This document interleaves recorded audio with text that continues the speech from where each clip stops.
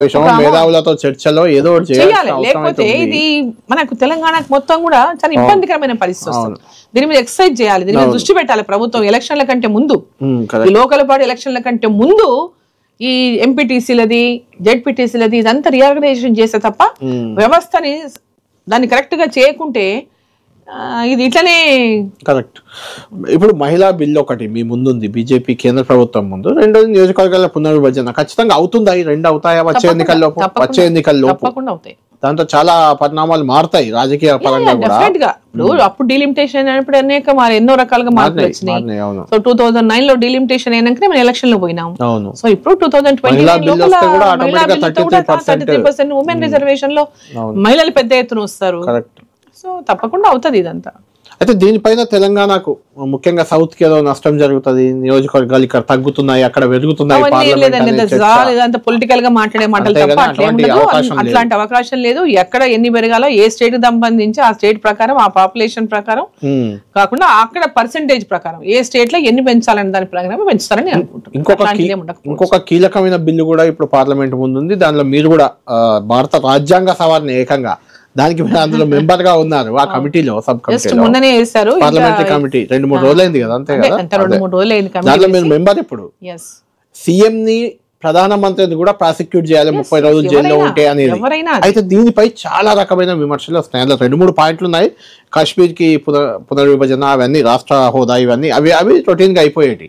కానీ ఇందులో ఏంటంటే మీరు కక్ష సాధింపు ఉంటుంది, కేంద్రంలో ఏది ఉంటుంది, ముఖ్యమంత్రులను 30 రోజులు జైల్లో పెట్టేస్తారు, పదవి నుంచి దింపేస్తారు. ఇలాంటి చర్చ ఒకటి పెద్ద ఎత్తున జరుగుతుంది. అంటే ఇప్పుడు అనేక రాష్ట్రాలు, అనేక అంటే డిఫరెంట్ స్టేట్లలో డిఫరెంట్ గవర్నమెంట్స్ కూడా ఉన్నాయి. బీజేపీ ఉన్న చోట బీజేపీని అత్యధికంగా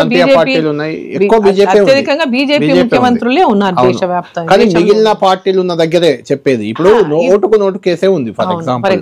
దానిలో రేవంత్ రెడ్డి లాంటి వాళ్ళని, ముఖ్యమంత్రిని ఒక 30 రోజులు జైల్లో పెట్టి పదవి నుంచి దింపే ప్రయత్నం చేస్తే అలానే పోయొచ్చు కదండి, కొత్తగా పెట్టేదే ఉంటుంది. ఇప్పుడు మళ్ళీ అదే అడ్డం కదా. ఇప్పుడు అదే దాన్నే సీక్వెన్స్ గా తీసుకొని మీరు ఇప్పుడు కమిటీ మీటింగ్, ఫస్ట్ మీటింగ్ ఎప్పుడు ఇంకా డిసైడ్ కూడా అవ్వలేదు. కమిటీ వేశారు, కమిటీలో అందరు అభిప్రాయాలు ఉంటాయి.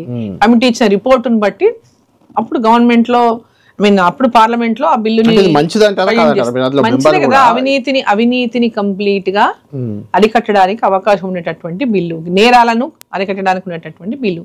ఇప్పుడు నేరాలు చేసి, అవినీతి చేసి ఈ దేశాన్ని ఒక రకంగా లా అండ్ ఆర్డర్ లేకుండా చేయడము, లేదంటే అవినీతి చేసి మొత్తం దేశాన్ని దోచేయడము, ఇట్లాంటివి లేకుండా ఇవన్నీ ముందు మంచిదే మేడం. నేను అంటున్న పాయింట్ ఏంటంటే అవినీతి చేసిన ముఖ్యమంత్రులు బీజేపీలోకి వస్తే పునీతులు అవుతున్నారు. జాగ్రత్త పడాలి. ఇప్పుడు ఎవరైనా కూడా అవుతారు కదా, మీరు చెప్పినట్టు చెప్తున్నారు కదా. ఇప్పుడు ఎవరైనా కూడా ముఖ్యమంత్రులు, వాళ్ళు ప్రధానమంత్రి కావచ్చు, నరేంద్ర మోదీ గారే కావచ్చు, లేదా ఇంకొకరే కావచ్చు, ఎవరైనా కావచ్చు, రేపొద్దున ఎవరైనా కావచ్చు, ఏ ముఖ్యమంత్రి అయినా కావచ్చు. అందరికి సమానమైనటువంటిది ఉంటుంది జీవం. అంటే ఒక చట్టం అనేది కానీ ఒకరికొకలాగా చట్టంలో ఒకరికొకటి ఉండదు కదా. చట్టం ఎవరికి చుట్టం కాదు, అంతే. అది ఫాలో అయ్యే అవకాశమే ఉంటది. వచ్చినా ఈ బిల్లు వచ్చినా ఎవరు భయపడాల్సిన అవసరం లేదు. తప్పు చేయకుండా ఉండాల్సినటువంటి వాళ్ళు ఎవరు భయపడాల్సిన అవసరమే లేదు. కక్షపూరితంగా ఎట్లుంటుంది చెప్పండి? ఏమీ లేకుండా ఏమైనా ఉంటుందా? ఏదైనా ఉంటేనే ఉంటది, ఊరికనే రాదు కదా.